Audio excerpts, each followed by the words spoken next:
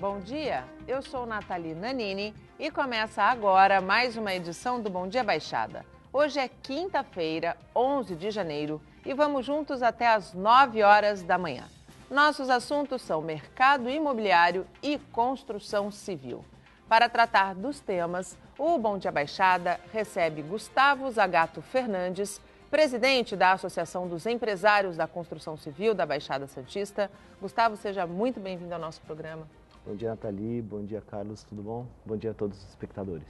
E também Carlos Meschini, diretor do Sindicato da Habitação da Baixada Santista, o Secov. Carlos, seja muito bem-vindo ao nosso programa. Bom dia, Gustavo. Bom dia a todos aí. Espero corresponder a todos aí. Com certeza. E a partir de agora, você pode participar do nosso programa através do WhatsApp, que é o 13 988779496, ou pela nossa fanpage no Facebook, onde já estamos simultaneamente ao vivo. O ano começa com outro ânimo para o mercado da construção civil. 2018 está dando para respirar mais aliviado? Tá, com certeza. Na verdade, a gente primeiro tem que fazer um retrospecto, né? As coisas vieram de uma forma tão ruim nos últimos anos que qualquer coisa está sendo melhor, mas sem brincadeira. Quer dizer, nós devemos fechar o PIB da construção civil para 2017 com menos 5,3%. Nos últimos 5 anos a gente chega a menos 14%, quer dizer, a gente perdeu 14% em 5 anos do que era o PIB da construção civil. A perspectiva para esse ano é que a gente cresça 3%. Quer dizer, vai ficar devendo 2. Exatamente. Não, vamos ficar devendo 2 por um ano. Por um ano. Por um ano, exatamente. E é tão ruim isso que, na verdade, assim, a previsão do PIB para a indústria brasileira é de menos 0,2% para esse ano. Ainda que vários setores da indústria tenham crescido. Quer dizer, a indústria de extração cresceu, a indústria de transformação cresceu, mas a construção civil tem um peso tão grande nessa composição que a gente derrubou o PIB do país. Então, assim, se nós crescermos 2% esse ano, o PIB da indústria deve crescer 3%, quer dizer. Então, assim, a gente tem um peso muito grande na economia, a gente vem de um momento difícil, que não é só do mercado imobiliário, quer dizer, a construção civil, quando a gente fala construção civil, é tudo. São obras públicas, obras pesadas, infraestrutura, mercado residencial, mercado comercial, tudo isso engloba. E nós passamos por um momento, além de recessão, a gente tem o problema de lava-jato para o mercado, Sim. que é de construção pesada, quer dizer, as obras de construção pesada pararam praticamente, porque todas as empresas ficaram investigadas. Foram investigadas e a grande maioria estava envolvida, infelizmente. Infelizmente. Então, na verdade, o que acontece é que eu acho que a gente passou a limpo um pouco o setor e a gente, esse ano, está se preparando para um crescimento mais sustentável. Eu, de verdade, acredito que 2018 vai ser a inversão, o ponto de inversão dessa curva que vem decrescendo. Você também acredita nisso, Carlos? Sim, eu acho que o Gustavo foi preciso, né? Acho que a gente teve uns números muito ruins, é lógico que, em consequência de tudo que aconteceu, acho que na parte de incorporação e venda, acho que o mercado ainda sobreviveu, né? Ainda conseguiu, mas perdemos aí 0,89% de valor, ou seja, caiu ainda um pouquinho esse ano ainda o preço, que a gente acredita que se mantém aí, mas deve, como o Gustavo falou, dar um crescimento ainda para 2018 de 3% em termos de valores de venda, né? Valor dos imóveis. Em quanto tempo vocês acreditam, o Gustavo falou numa queda de menos 14% em 5 anos. Sim. Em quanto tempo vocês acreditam que a gente consiga recuperar os 14%, assim, sair do menos e começar uma escala positiva? Em quantos anos? Eu acho que mais de 5 anos a gente vai precisar para isso, porque a construção civil, eu sempre falo isso, eu já falei aqui até para você, é cíclica. E a gente passou por um fim de ciclo junto com essa crise. Então, essa retomada é mais lenta, os investimentos são mais lentos, os empresários hoje estão muito mais receosos na hora de investir. Então, esse crescimento vai ser um pouco limitado, eu acho, pelo próprio medo do empresário investir. Quer dizer, ele vai ter que sentir a demanda se aquecendo consistentemente para ele voltar a investir. Então, eu acho que a gente deve ter essa inversão pelo menos depois de 5 anos. Eu acho que em 5 anos a gente não vai conseguir ter esse crescimento tão contínuo. Eu acho que assim, a gente depois disso volta a crescer. Mas nesse crescimento sustentável, eu acho que a gente pelo menos uns 5 anos vai precisar também. E se a gente pensar que é 5 anos, a gente pensa que em 5 anos a nossa economia, porque a construção civil é a primeira a cair e a última a reagir. Sim. Né? Então, assim, e tem um peso muito grande dentro da nossa economia. Então, a nossa economia também começa, de fato, a reagir daqui a 5 anos. Acredito que sim, né? E eu tô com o Gustavo, acho que 4, 5 anos para a gente recuperar e não vamos chegar mais àqueles patamares especulativos que a gente teve nos últimos 10 anos atrás, 8 anos atrás, 5 anos atrás, quando abriu capital e aquela loucura toda. Acho que a gente volta a recuperar, mas a gente volta a patamares normais, né? Eu acho que um dos fatores que prejudicou muito foi essa história da Petrobras, vai entrar, não vai, a especulação imobiliária, e isso aí prejudicou bastante, porque houve uma coisa que era surreal. Houve uma bolha, né? Criou-se uma bolha. A gente era proibido de falar de bolha, né? Mas não era bem uma bolha, mas né? Uma a gente conversava bastante sobre isso. Né? Na verdade, não é bolha. Na verdade, a gente tinha o contrário. Nós tínhamos demanda e não tínhamos oferta. Então, o que aconteceu? Houve uma demora. Todos os projetos na construção civil demoram para serem maturados, para serem projetados, para serem executados. Um prédio que começa, que é lançado hoje, ele é entregue em quanto tempo? Para quem está em casa Então, assim, o lançado já demora quase uns 2 anos. Que, assim, até você comprar o terreno, aprovar o projeto, fazer a incorporação e lançar, você demora pelo menos uns 2 anos nisso.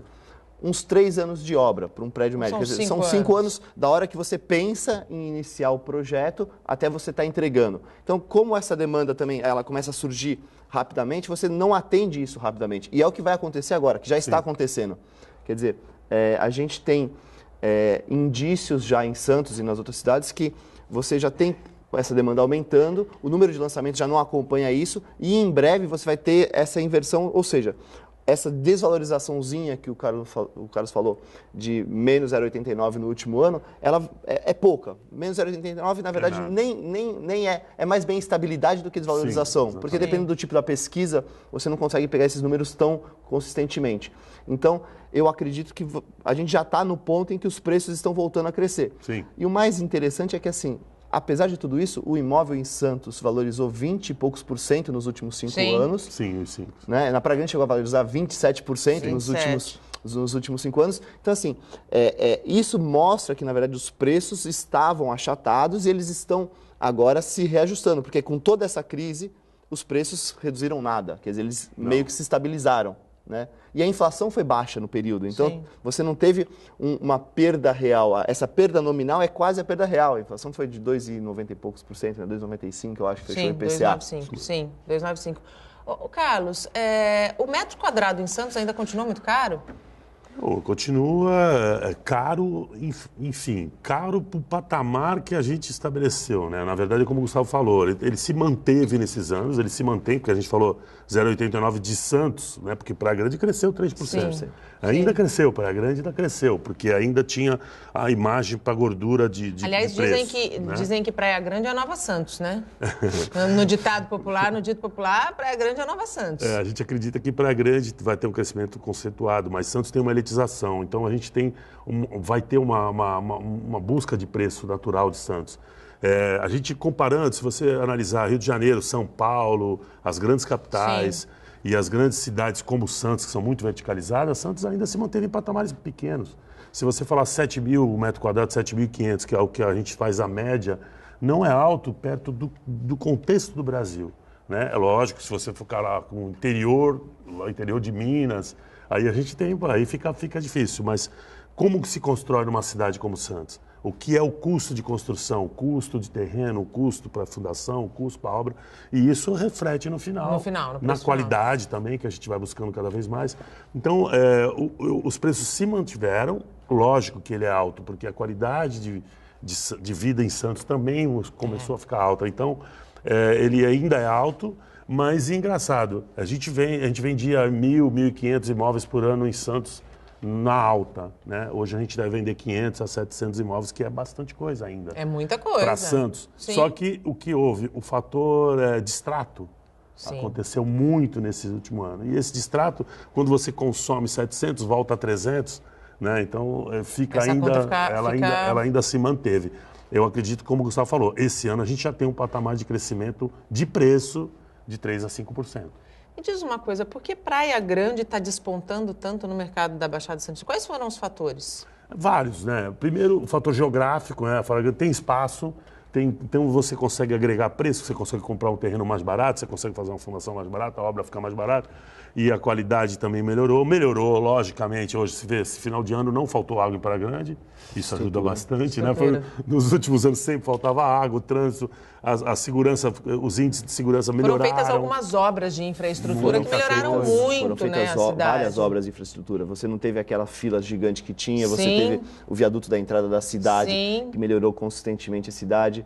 Você teve as pontes em São Vicente, que na verdade acabam beneficiando também Praia Grande. Melhorou bastante também. E Praia Grande cresce 3,5% ao ano o número de habitantes. Santos está estabilizado. Santos está estabilizado. Você tem produtos diferentes também, né? A gente fala metro quadrado, é interessante o que o Carlão falou. O preço do metro quadrado em Santos é caro? Não. Se você for pensar o custo do terreno, o custo da fundação, em Santos, muitas vezes ele é equiparado a locais caros de São Paulo e Rio de Janeiro. Sim. E São Paulo e Rio de Janeiro, o metro quadrado é mais caro do que Santos nessas regiões. Então, assim, proporcionalmente, Santos não é caro, na verdade. É que a gente acabou sofrendo um pouco esse fim de ciclo, essa crise, e o preço nosso ficou achado. Mas realmente o preço ele tende a crescer para, pelo menos, se reequilibrar o que era. E Praia Grande não, Praia Grande sempre teve um preço menor, então as pessoas acabam buscando um imóvel um pouco maior, mais próximo à praia, por um preço melhor do que em Santos você conseguir um imóvel menor, mais longe da praia. Então essa equação que começou, e como o acesso de infraestrutura é melhor, as pessoas acabam buscando isso. O mercado, ele se autorregula um pouco. Quando você começa a ter algum desequilíbrio ou você começa a ter algum ponto que traz algum benefício, o mercado acaba caminhando. E eu acho que aconteceu isso com Praia Grande, na verdade. Praia Grande fez a lição de casa do ponto de vista de infraestrutura e o mercado tá indo atrás disso, né? Então... Eu acho que hoje o grande problema só que Praia Grande precisa resolver é a questão da segurança, né? Que não está na mão de Praia Grande, está na mão do Estado. Praia Grande faz a sua parte, o município faz a sua parte. Mas ainda a grande questão, eu acho que o cerne da questão é a questão da segurança pública lá na região. Quando a gente fala de geografia, né, que a geografia de Praia Grande ajuda ela na construção, porque é tudo mais próximo da praia, tudo, a geografia também prejudica. Porque você consegue ter mais vazão e a bandidagem fica muito mais confortável nesse sentido, que não acontece em Santos. É difícil sair da cidade, né? Então a gente tem por isso que eu falo, o Gustavo falou bem, quando a gente fala de preço em Santos, a gente tem que pensar que não está caro. Mas não cabe no meu bolso, aí é outra história. É outra história. Mas não está caro perto do que Santos te oferece de qualidade de vida. Se você pesquisar índice de sequestro, de assaltos volumosos, de tudo, rede você de saúde, vai ver... rede de educação. Exatamente. Então a gente vai ver o porquê que morar em Santos fica um pouco mais caro, mas realmente não é caro, comparado com as cidades que estão no nível de Santos em moradia, né? Uma coisa que eu particularmente senti muita falta e sinto ainda muita falta desde que eu cheguei aqui, são aqueles condomínios de casa, né? Santos não tem condomínio, né? Talvez essa realidade possa ser uma realidade nas cidades vizinhas, como por exemplo São Vicente, até mesmo Praia Grande. Talvez. Santos é a cidade mais verticalizada do Brasil, Exato. Né? 68% de verticalização. Exato. Então, é muito difícil você conseguir condomínios como a gente tem no interior, por exemplo. Aqueles condomínios maravilhosos que você tem lá. Eu acho um pouco difícil. Eu acho que a Baixada, num todo, ainda tem um conceito complicado para condomínios. Você vê Acapulco, por exemplo, né, que era um condomínio que ficou entre moradia normal e moradia casa de férias. turismo. Exatamente. Nesse meio tempo, ficou complicado para quem virava o dia a dia. Não conseguiu mais ficar lá, longe de tudo, difícil para tudo. Então... Não houve um investimento, não houve um planejamento para esse tipo de construção. Se você pensar bem, Natália, o que acontece em Santos? Santos tem uma cultura também de moradia. Quem mora em Santos pega carro para ir na padaria. Não tem como você... É difícil. E outra coisa, a gente já está acostumado de nascer e se morar em vertical. Né? É muito difícil. O pessoal fala, quero ir para uma casa.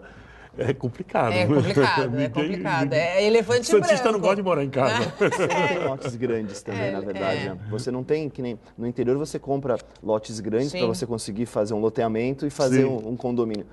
Nenhuma cidade da Baixada tem isso. Você tem sim condomíniozinhos, Guarujá, São Vicente, Praia Grande, populares, de 10 casas, 12 casinhas, que acabam entrando nesses programas habitacionais, Minha Casa Minha Vida, tal. Isso você acaba tendo porque cabe dentro do custo e cabe dentro do terreno para projeto e você viabiliza dentro do programa. Santos, você não tem terrenos grandes para isso. Não tem. Falando em Minha Casa Minha Vida, a construção civil para faixa de baixa renda, ela é viável, na opinião de vocês? Então, eu acho que é viável. Depende. Na parte da construção que o Gustavo pode falar, ela fica um pouco complicada de fechar a conta, né? Na minha parte, que é a parte de vendas e a parte de incorporação, também. A gente tem um déficit habitacional, sim, é óbvio que, sim, como a gente falou, Santos elitiza, então fica difícil fazer Minha Casa exato, Minha Vida, né? Mas é lógico que Minha Casa Minha Vida, e a habitacional e a econômica, ela tem um mercado muito grande. E aí a gente vai para São Vicente, para o Guarujá, para Praia Grande, e aí cidades da redondeza. Agora, eu acho que talvez Santos, em alguns lugares, ainda cabe alguma coisa pequena. Até porque o déficit é muito grande. O déficit é grande e a Caixa está agora com um incentivo melhor, exato, com algumas coisas que... O grande problema no Brasil, e eu estava conversando com o Gustavo há uns anos atrás, ele tem muita coisa na Espanha, ele tem uma descendência espanhola, então ele colocou muito bem, que na Espanha eles soltavam muito dinheiro e eles facilitavam, forçavam. Aqui não solta. Os bancos não têm risco. E risco. dificultam. O banco não corre risco de nada. Então, se o banco não corre risco, a gente que é empresário tem que correr o risco. Exato. E aí fica difícil, entendeu, Natália? Por isso que fica esses imóveis econômicos populares acabam ficando um pouco mais de risco para a gente, né? Do ponto de vista da construção civil? A gente tem um problema no Brasil que é o custo do dinheiro. O dinheiro no Brasil é caro. Por que nós sofremos tanto em tantos setores? Porque o dinheiro no Brasil é caro. Os juros são altos, o financiamento é caro, a gente tem esses juros de cheque especial, de cartão de crédito, que são únicos no mundo. No mundo, só no Brasil absurdo. Se permite esse tipo de coisa. O governo é conivente com isso. É conivente e a gente sabe por que é conivente. Sim, mas permite, quer dizer, na verdade, permite. Lógico. Então, assim, o custo do dinheiro no Brasil é alto. Então, assim, o que talvez em outros países nós consigamos fazer com mais folga, eu não estou dizendo de margem, estou dizendo com folga financeira no Brasil, é justo. Então, o que acontece? Os bancos no Brasil financiam, por exemplo, assim, a Caixa fechou aquele financiamento do Procotista e agora reabriu, anunciando que está com 4 bilhões, que é muito menos do que eles fizeram ano passado, é menos da metade. Então, assim, como você vai incentivar o financiamento de alguma coisa se você não dá recursos? Você esperar que o empresário banque isso sempre, que nem é o modelo que nós nos acostumamos no Brasil, você faz isso até o tamanho das empresas e o do risco. Quer dizer, chega um momento que fala assim, ok, eu não vou arriscar, eu não vou investir. Então, assim, o Carlos falou muito bem. Lá na Espanha eu falo assim, a maior parte da Europa, os juros para um financiamento imobiliário eram em torno de 3% mais Euribor, quer dizer, dava 4% ao ano, em 50 anos. Nossa. Quer dizer, como você vai querer competir? Aqui a gente fala assim, olha, são juros, tudo bem, os juros chegam em alguns casos a 9%, 10%. Mas são 9%, 10%. É mais do dobro, num prazo menor. E outra coisa, quer dizer, os bancos aqui, eles são muito mais exigentes para financiar. Muito mais. Não existe risco de crédito no Brasil. Não tem isso. Isso que aconteceu nos Estados Unidos não existe, porque nós somos muito mais rígidos para isso. Então, a gente não dá o incentivo, o governo não dá dinheiro, porque o dinheiro é caro, e a gente fica sempre patinando. Não são feitas as obras públicas, os municípios não têm dinheiro. Exato. Então, assim, a gente é um círculo vicioso que a gente não resolve, porque a gente não acaba com os problemas. A gente vai ter crescimento, vai ter tudo, mas os problemas do Brasil não foram solucionados. Não, os problemas da base não, e continuam. E esse déficit habitacional, ele tende a crescer. Né? Se a gente for estudar, tende a crescer. Tende. Né? E abrimos espaço para as notícias da região. Continua internado em estado grave um menino de 7 anos atingido por uma descarga elétrica em Praia Grande. Os pais fazem plantão durante as 24 horas no Hospital Ana Costa, em Santos. A gente tem uma cadeirinha ali, né? A gente fica sentado ali, toda hora se levanta para ver ele, toda hora a gente acorda, senta um pouquinho, descansa, mas não tem como ficar descansando enquanto não vê o filho da gente olhar para a gente, porque ele está entubado, sedado. Renan, de 7 anos, foi trazido para cá na madrugada de domingo. O menino permanece internado na UTI pediátrica, em coma induzido. Segundo o boletim médico, o estado de saúde dele ainda é grave. Mas nesta terça-feira de manhã, os pais tiveram as primeiras boas notícias. Graças a Deus, o Renan se mexeu. Ele tá dormindo, né? Hoje de manhã ele se mexeu bastante, como segundo a doutora relatou. Então ele está evoluindo muito bem. tá com uma boa diurese, tá saindo todas as toxinas do corpo dele, sabe? Então a gente tá muito contente. Hoje, quando foram mexer no tubo, ele começou a tossir. Nossa, isso pra gente é uma coisa muito, muito boa, sabe? Dá vontade de pular de alegria, porque não tem palavras para explicar o que a gente tá sentindo. Longe do hospital, na Vila Mirim, em Praia Grande, os bisavós esperam notícias também angustiados. Não durmo, não consigo me alimentar direito. Como porque tem que comer, porque tenho diabetes, então se eu não comer eu fico ruim, né? Mas tá difícil, viu? Muito difícil. Foi nesta esquina que Renan sofreu a descarga elétrica de um cabo de energia que se rompeu. Assim que soube, este metalúrgico aposentado de 80 anos calçou as botas de borracha e correu para salvar o garoto. Estava desacordado, com o rosto muito queimado, né? Quando levantei, ele estava de bruços. Depois que eu tirei o fio do rosto dele, então eu vi que ele estava muito queimado. Nisso, vinha vindo vizinho meu com o carro, aqui da esquina, aqui. Ele já viu, colocou no carro e já levou para lá. Antes disso, o que aconteceu? Quando ele estava em cima da prancha, tinha umas madeiras ali do lado, ali, eu peguei, arremessei contra o fio. Após ter levado o choque, não tinha outra coisa a fazer. O pessoal da CPFL voltou hoje para fazer o quê? Sim, voltaram para remendar o cabo, porque no dia eles vieram e só remendaram. Hoje o cabo estava estourando de novo e eles voltaram para remendar, não para trocar o cabo. Quando a senhora ficou sabendo da notícia, o que veio à sua cabeça? Um perigo andar na rua? É perigo e acho que estamos um pouco de negligência, né? Porque acho que deveria vistoriar mais. Porque nesse tempo é muito pipa. E o cerol corta mesmo, então eu acho que eles tinham que estar olhando mais vezes. Os pais de Renan garantem que até agora não foram procurados pela CPFL, responsável pelo fornecimento de energia elétrica na cidade. Qual a grande lição que você acha que tira para que outros casos não aconteçam? Reparar esses fios, né? A gente tomar cuidado, né? Com as crianças da gente, com os nossos filhos, e para que não aconteça. E tomar cuidado, porque pode acontecer com qualquer um. Assim como aconteceu com meu filho, pode acontecer com qualquer outra pessoa, isso eu tenho certeza. Eu não entendo muito de engenharia elétrica, mas, na minha opinião, aquele fio remendado precisava ser trocado em definitivo. Em nota, a CPFL informou que Renan foi atingido por um cabo de energia que se rompeu, quando outras pessoas tentavam resgatar uma pipa com linha com cerol na rede elétrica. A distribuidora disse ainda que recebeu um chamado por causa da falta de energia e enviou uma equipe imediatamente ao endereço. A CPFL garante que foram adotados todos os procedimentos de segurança e que foi registrado um boletim de ocorrência. A Prefeitura de Praia Grande informou que a fiscalização das concessionárias de energia elétrica é feita pela Agência Nacional de Energia Elétrica, a ANEEL. E voltamos com os nossos convidados. Hoje falamos sobre mercado da construção civil. Participam do Bom Dia Baixada Gustavo Zagato Fernandes, presidente da ASECOB, e Carlos Meschini, diretor do Secov. Você pode interagir com os nossos convidados através do nosso telefone, o nosso WhatsApp, que é o 13 988 77 9496, ou pela nossa fanpage no Facebook, onde estamos simultaneamente ao vivo. Eu quero voltar esse bloco, pegando o gancho do que você falou da Espanha, falar um pouquinho da fuga de brasileiros que estão comprando imóveis fora do país, Estados Unidos e Europa. Por quê? Porque é mais fácil, porque é menos burocrático, porque é mais barato? O mercado já sentiu isso? Já sentiu. A gente teve até um programa aqui com você falando sobre isso e tá cada vez mais forte isso. O mercado tem sentido isso a cada ano. Está havendo essa migração por vários fatores, né? Eu acho que político, econômico, a segurança muito forte e também a possibilidade cultural, né? Eu acho que isso também está pesando bastante.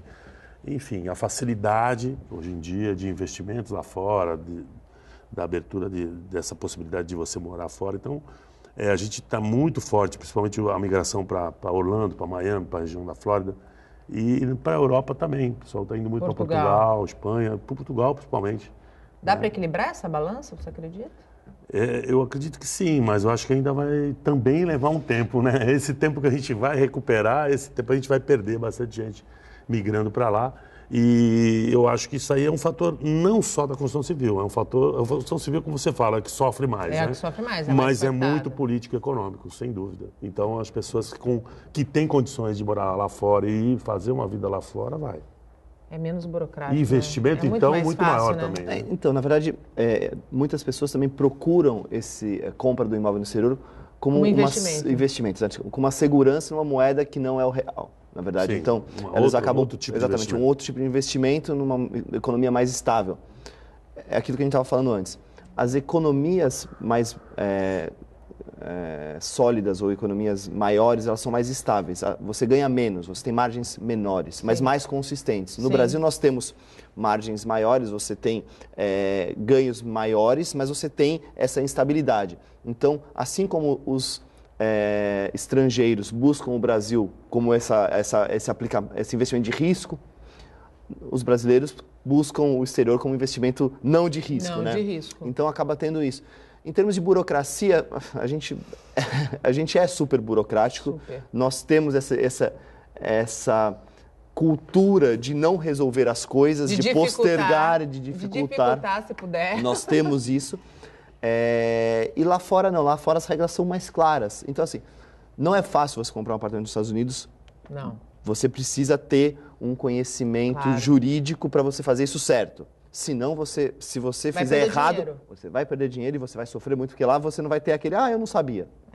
Lá é diferente. Lá não tem jeitinho brasileiro, né? No programa a gente deixou bem claro isso. Cada mercado tem a sua característica. Eu estava falando para o Carlão aqui nos bastidores, eu conversei com um suíço faz uns 15 dias, e ele estava me explicando que na Suíça as pessoas não têm muito incentivo a quitar o imóvel. Os financiamentos são longos, 100 anos, e enquanto eles pagam... 100 anos. Meu Deus do céu. Enquanto eles pagam o financiamento, eles têm um benefício tributário de imposto de renda. Então, as pessoas não querem quitar o imóvel. Óbvio. Porque elas acabam tendo um benefício para isso. O governo incentiva, né? Exatamente. Há um incentivo do governo. O Brasil está na contramão. O Brasil está dificultando. É diferente. São culturas diferentes que você tem que conhecer antes de você se aventurar. Eu sempre falo, se você quer comprar um imóvel no exterior, primeiro entenda como funciona. Vá aqui em algum lugar que te explique como você faz isso para o Brasil, porque o Brasil é burocrático até para quando você compra alguma coisa fora. Você tem que declarar isso aqui, você tem que fazer isso. Mas as pessoas buscam isso, na verdade. As pessoas buscam uma qualidade de vida que nós não estamos dando aqui, as que vão morar fora. Nós lá temos mais segurança, nós temos mais retorno infraestrutura. Dos impostos pagos. Exatamente, você tem uma educação melhor. Muitos vão para os Estados Unidos por conta disso. Quer dizer, os filhos, eu quero que meu filho já estude lá, ou porque vê um futuro melhor lá. De verdade, eu acho que o Brasil é o país que mais oportunidades, ou um dos países que mais oportunidades dá no mundo. Você tem poucos países que os imigrantes conseguiram se destacar, os que vieram para cá, em outros países. Nós não temos preconceito, nós não temos nada disso. Por outro lado, nós temos outras mazelas, quer dizer, que eu acho que nós deveríamos tentar solucionar. Quer dizer, a gente cai naquele problema das reformas de base. Sim. Eu fiquei indignado outro dia. A gente tem esse problema da reforma tributária, da reforma previdenciária. Outro dia estava se discutindo, pessoas aparentemente cultas, se existe déficit ou não na Previdência. Assim, só alguém que não tem o mínimo preparo para entender que não existe déficit. É óbvio que existe e é grande. Como não existir, né? É grande, mas as pessoas discutem isso. Quer dizer, é muito grande e a gente sabe quais são os principais devedores da Previdência Social. E nós sabemos quem recebe muito da Previdência também. Exatamente. E as pessoas estavam discutindo, falaram assim, não, mas eu acho que não tem déficit, eu acho que, na verdade, isso poderia ser social. Não, existe déficit. Existe um rombo muito grande. Existe um rombo. Que não foi causado pela base menor, foi causado pela base maior. Né? Mas a base menor é que vai ser mais impactada. A base menor é que vai ser mais impactada, com certeza. Mas a gente até, para identificar o problema, a gente discute. A gente discute se existe um problema ou não. Como é que a gente vai conseguir resolver isso com consenso? Esse que é o problema. Né? Além da linha pró-cotista, o anúncio de 4 bilhões, a Caixa também anunciou o aumento de 50% para 70% no financiamento de imóveis usados. Isso já impactou aqui na região? já impactou positivamente, como impactou muito negativamente aquela mudança dos 50%. E parou realmente naquela época. Houve uma... A Caixa, ela tem...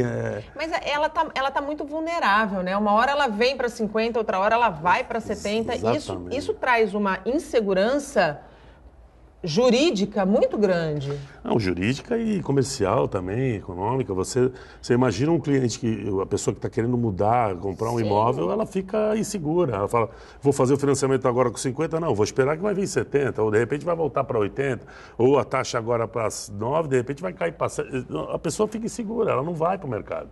E aí o mercado para, né? Sim. E se você não vende usado, você não compra um novo e assim vai. É cíclico, lógico. É o cíclico. Aí não tem novos lançamentos, não tem investimento da construção civil e tudo para. E a Caixa é cultural. A Caixa, por mais que os bancos particulares tenham crescido muito e tentando entrar muito nessa linha, todos eles, a Caixa ainda domina o mercado. E ela determina essa regra. Né? E ainda trabalha muito com essa história do fundo, de usar o fundo para outras coisas. Quer dizer, é muito complicado para a construção civil e para o mercado imobiliário essa parte de financiamento imobiliário. Essa postura, a posição agora foi ótima e esperamos que continue, porque o governo não venha lá querer voltar para 50%. Porque 70% já é pouco, eu acho que deveria ser 80% para usado, 90% para novo, esse seria o número ideal. Não existe nenhum banco que financie 100%, né? Então, também é uma situação que no Brasil é complicada, não existe. Não existe. Porque o banco não corre risco. Né? Não, o banco não corre risco. Deveria ser viável, Deveria ser. Não tem risco. Mas o banco não corre risco. É muito difícil ganhar o crédito, é muito difícil ele soltar o crédito, é muito difícil e os juros é muito alto. Então, eu lembro quando estava explodindo o mercado imobiliário e todo mundo falava, mas mesquina, bolha. E bolha, no Brasil não tinha como ter bolha com esse mercado, com esse sistema financeiro que a gente tem. Não tem como ter bolha no sistema financeiro. Houve uma especulação imobiliária, aí houve, mas aí é uma outra história, porque a Caixa determina. Já o mercado, ele sente muito rápido. Né? O anúncio foi, há 15, 20 dias, um mês atrás, já tem, a procura já aumenta quando caiu para 50%, foi num período que o Brasil ainda estava muito estagnado economicamente, né? Quando não tem dinheiro, ainda tem uma notícia dessa, o mercado definitivamente para, né? Na verdade, o problema disso é mais antigo. Os recursos que nós usamos para o financiamento imobiliário, eles vêm da poupança e do fundo de garantia. Para os imóveis de médio padrão, eles acabam vindo da poupança, os imóveis de um valor um pouco menor do fundo de garantia. Faz uns 4 ou 5 anos atrás, o Carlão lembra porque ele estava comigo. Nós fomos num seminário do Secov, em São Paulo, e eles falaram que em 3 ou 4 anos acabariam os recursos da poupança para o financiamento imobiliário e os do fundo de garantia iriam ficar limitados.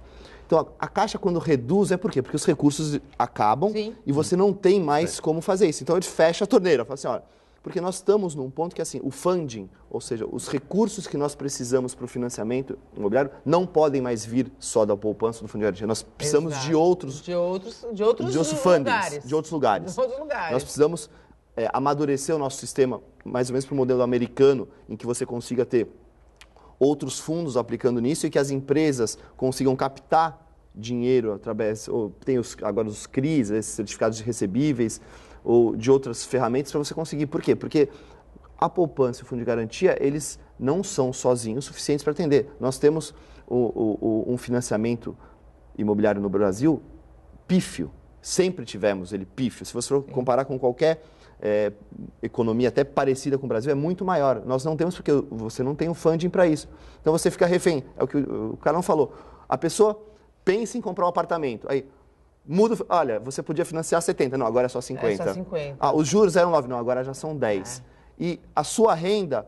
Continua a mesma. Continua a mesma. Cai, né? E também existe uma coisa que, assim, os bancos não falam abertamente, mas a forma de calcular isso para os bancos, ela fica mais rígida ou menos rígida. Então, às vezes, a mesma pessoa conseguiria antes financiar e agora não consegue. Por quê? Porque o banco está exigindo um comprometimento de renda maior, ou porque está querendo alguma garantia maior, ou porque precisa cair o financiamento. Então, você acaba tendo esses dificultadores que acabam...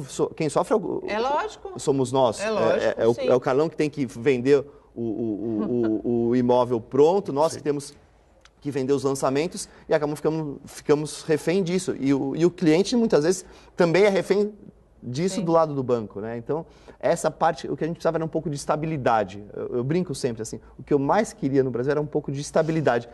Que pelo menos não mudassem as coisas durante o período, que a gente conseguisse planejar. E aos poucos nós ajustarmos a segurança jurídica, exatamente. Jurídica que nós não temos. E econômica, né? E econômica que nós não temos, não é só no mercado da construção civil. A gente discute muito, amanhã a gente tem a agenda do Porto. É um outro problema, né? A questão da segurança jurídica. E chegamos ao último bloco do programa. O sol voltou a aparecer na região. A máxima prevista em Santos hoje é de 30 graus. E com temperaturas tão altas, as praias são destino certo. O problema é que, segundo dados da CETESB, 31% das praias da Baixada Santista estão com água poluída. Verão, sol, praia lotada. E para aliviar o calor e relaxar, entrar no mar ajuda muito. Mas será que o pessoal se preocupou em saber se a água está própria para o banho? Procurei olhar sim. Onde que a senhora olhou? Logo no início da praia. A hora que você entra, que você coloca os pés, que você vai andando, começando a andar, você percebe que a água está limpa, se você tem a visibilidade dos seus pés. Este turista do Paraná também verificou a qualidade da água, do jeito dele.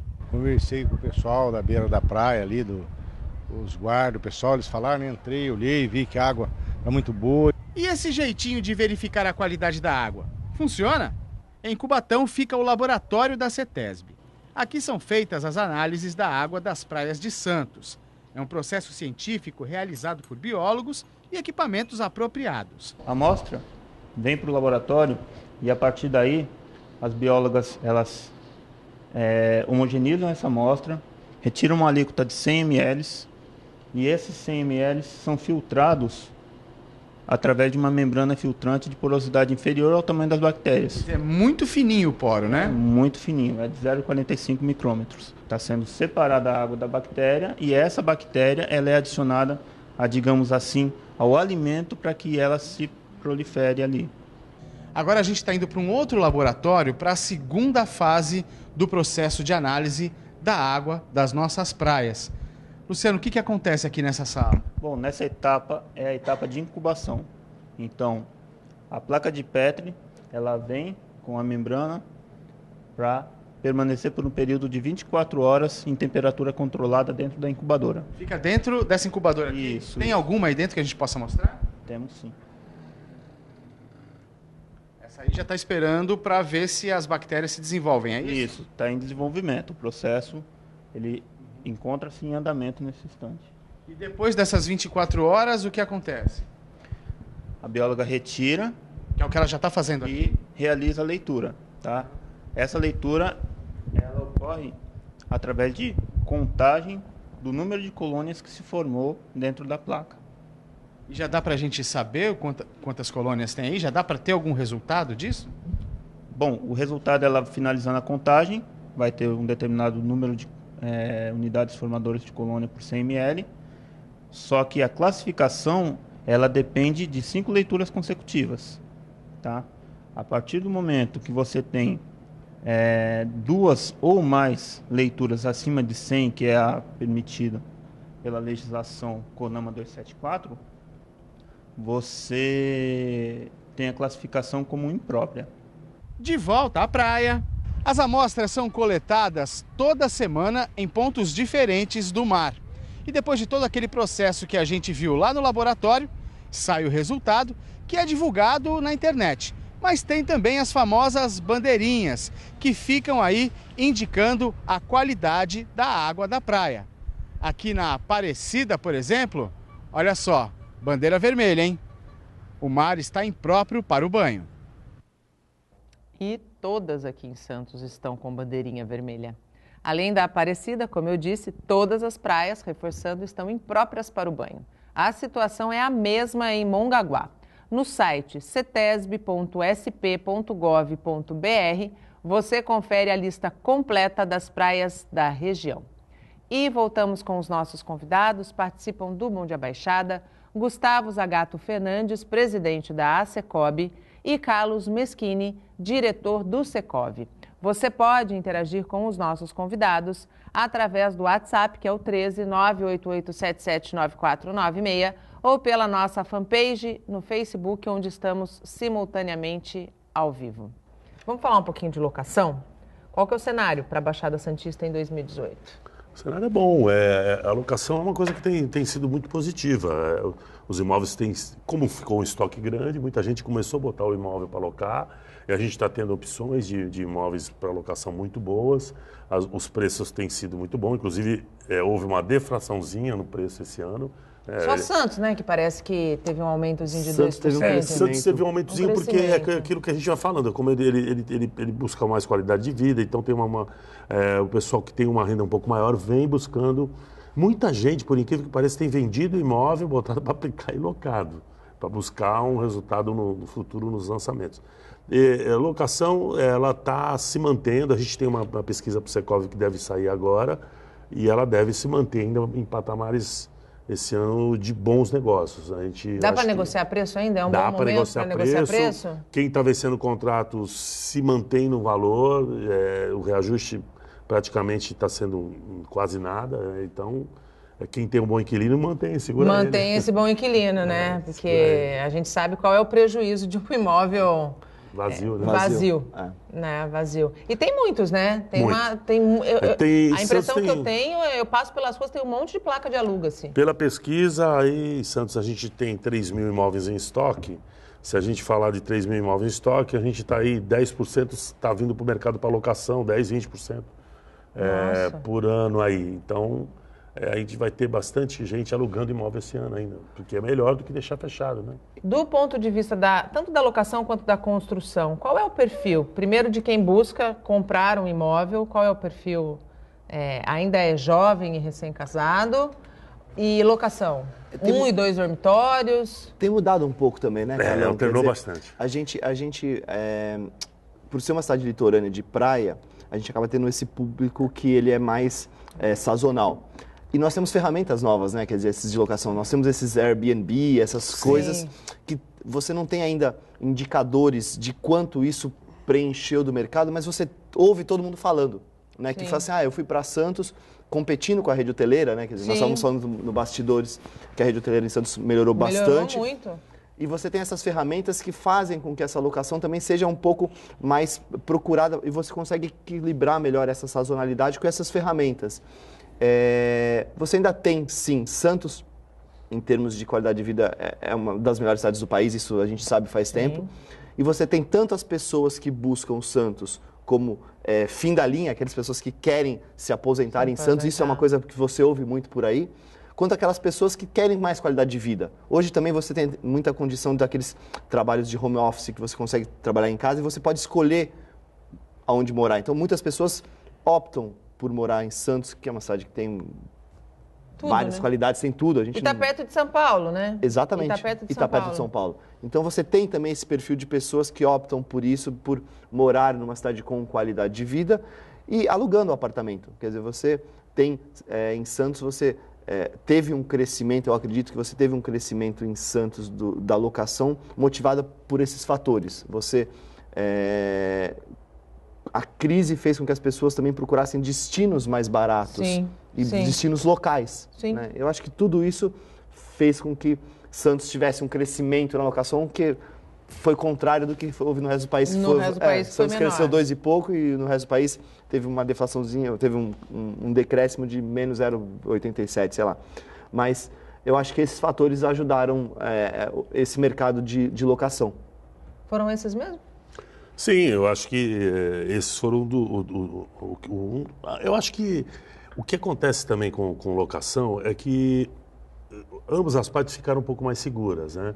Eu acho que você locar um imóvel hoje te deu a parte jurídica ficou um pouco mais segura, você tira o inquilino muito rápido quando ele não paga, isso já antigamente era muito mais difícil. A parte cultural também de selecionar o inquilino, a parte de opções que a gente tem hoje, Por isso é tão importante procurar um corretor, né? Isso é o mais importante, né? Saber com quem você faz o negócio. Exatamente. Eu acho que isso é o mais importante. As pessoas já estão mais conscientes nesse sentido, Carlos? Não, acredito sim, tem melhorado bastante essa situação de buscar um profissional e principalmente a empresa que administra o imóvel, né? Que faz a interlocução entre o proprietário, né? e o inquilino. Só para a gente encerrar na parte de locação, a gente tem muita gente que procura imóvel nessa época para período de temporada. Quais são as dicas para você alugar um imóvel e o imóvel ser aquele que realmente está na foto, né? Para você não cair num golpe. Isso aí, engraçado, o pessoal sempre pergunta isso, né? O pessoal do Secov lá de São Paulo liga toda hora, vou fazer uma matéria para ter um imóvel de temporada. E o imóvel de temporada realmente é esse grande problema. O pessoal está muito acostumado pela internet, né? Em buscar pela internet. Mas para a temporada você tem que visitar, porque as fotos às vezes enganam muito, né? E outra coisa também, saber qual é a empresa que está te locando, os documentos que você pode fazer. Então venha ver o imóvel antes de Ou locar. busque referências, né? Busque referências, Ou exatamente. busque referências. Gustavo, a gente falou nos bastidores que o mercado de trabalho da construção civil decaiu, né? Decresceu bastante.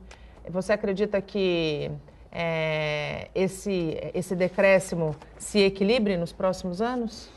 Acho que sim. Eu acho que a gente, 2018 já é um ano que a gente prevê um crescimento, de 2%, e eu acho que consistentemente a gente vai ter um aumento nesse crescimento. Então eu acho que provavelmente em 2019 a gente já vai ser maior que 2%, e eu acredito sinceramente que eu acho que 2020 a gente já está num crescimento sustentável. Eu acho que a gente já vai passar essas discussões de recessão e a gente já vai estar só discutindo para o futuro, e eu acho que esse crescimento já vai ser mais sustentável. Eu acho que a gente começa... O ponto de inflexão foi 2018, foi 2017 para 2018. Eu acho que a gente já começa a melhorar e as perspectivas são boas. 2018 é um ano de eleição. Obras públicas devem sair do papel? Não. Não, esse ano nada. Esse ano, do ponto de vista de obras públicas, não. Nós temos as eleições... Continuamos com as obras e com os elefantes brancos parados. Sim, continuamos com as empresas com problemas, né? As empresas, a maior parte das empreiteiras estavam envolvidas, é lógico. Muitas não estavam, mas as que mais faziam obras estavam. As maiores. As maiores estavam e elas acabaram sofrendo por isso, e elas estão tentando se reinventar. E também, por outro lado, não existe muito recurso para o governo fazer essas obras. Então, vão ser feitas as obras necessárias, mas não vai ter grandes obras nesse período. Os grandes empresários que apostavam, né, agora estão mais cautelosos. Vamos dizer assim, exatamente. Né?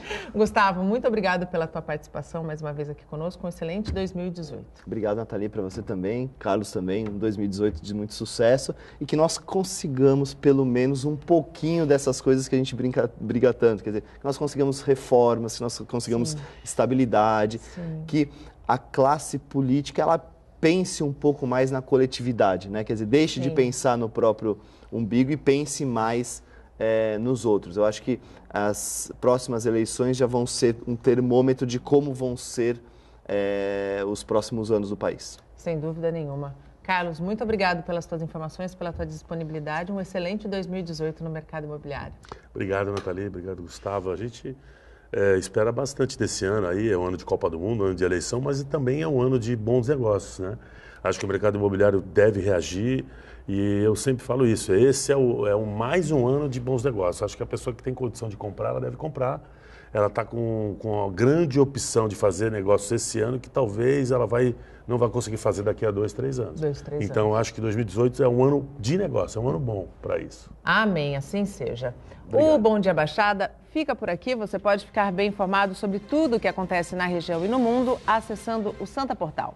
Não esqueça de curtir nossa fanpage no Facebook e nossa página no Instagram e no Twitter. Eu volto amanhã, às 8 horas da manhã.